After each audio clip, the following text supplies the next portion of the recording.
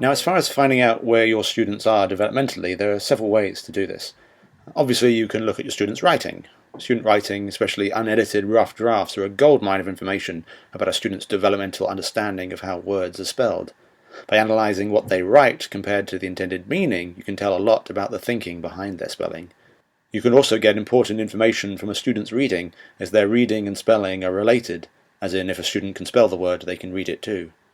Like in their writing, their errors show us what students are using but confusing when they read. For example, if a student substitutes the word growled for the word groaned, it's obvious that they're aware of the blend at the beginning, the gr, and the ed ending.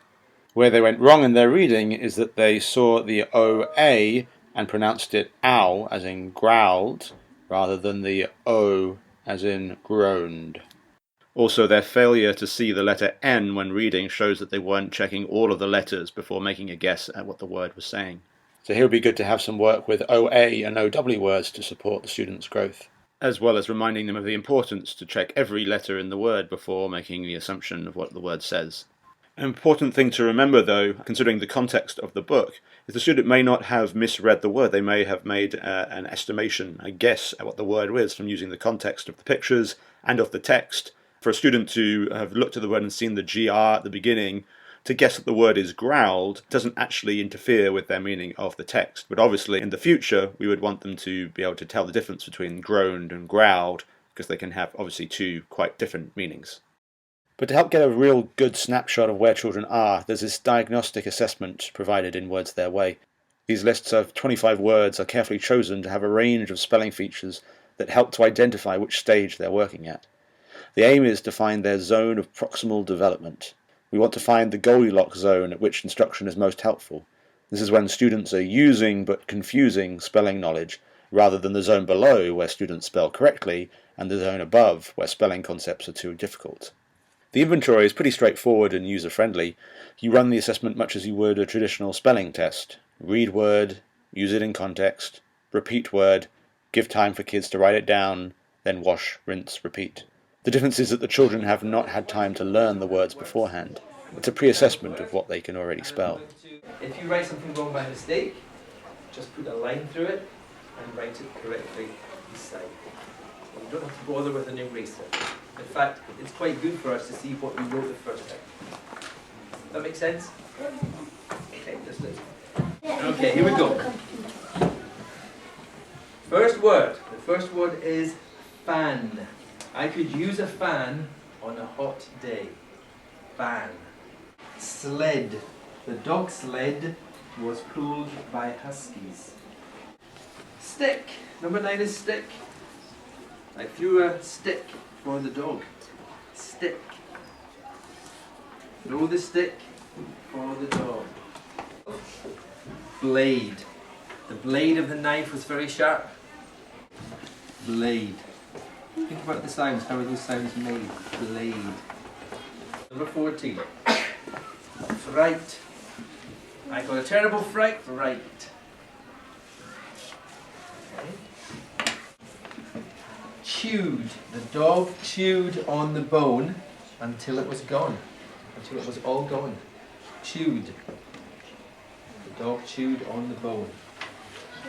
Chewed.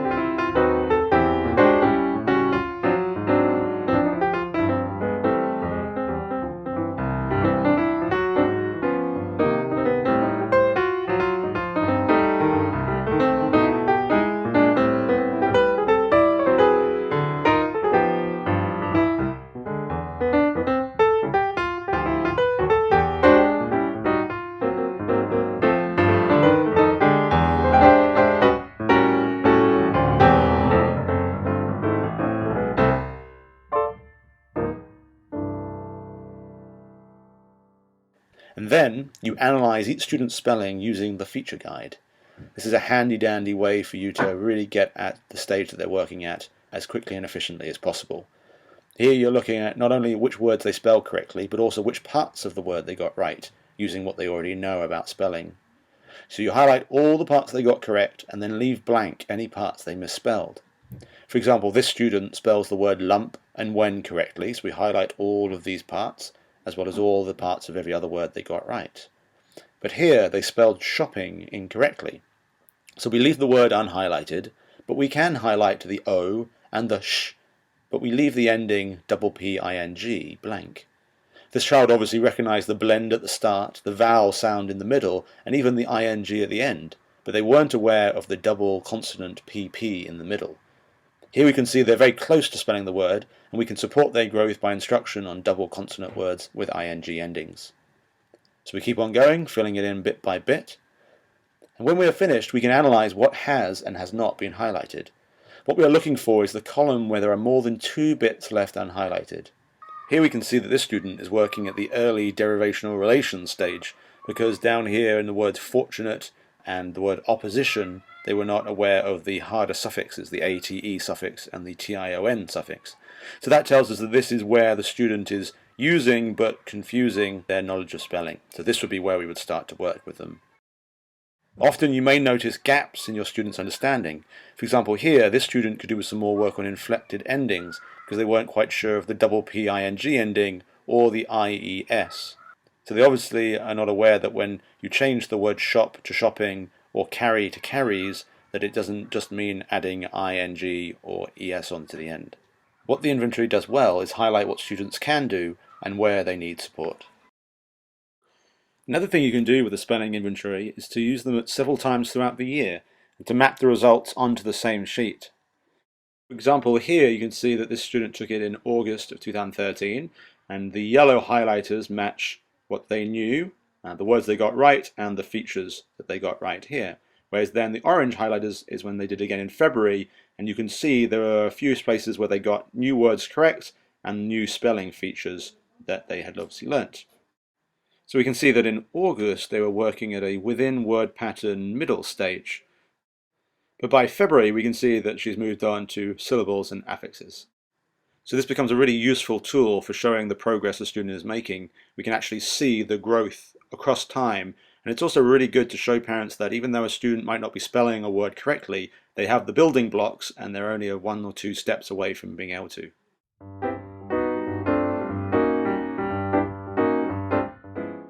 So you put the students' names down the left-hand side, and then in each of the columns you mark how many of each feature they got correct.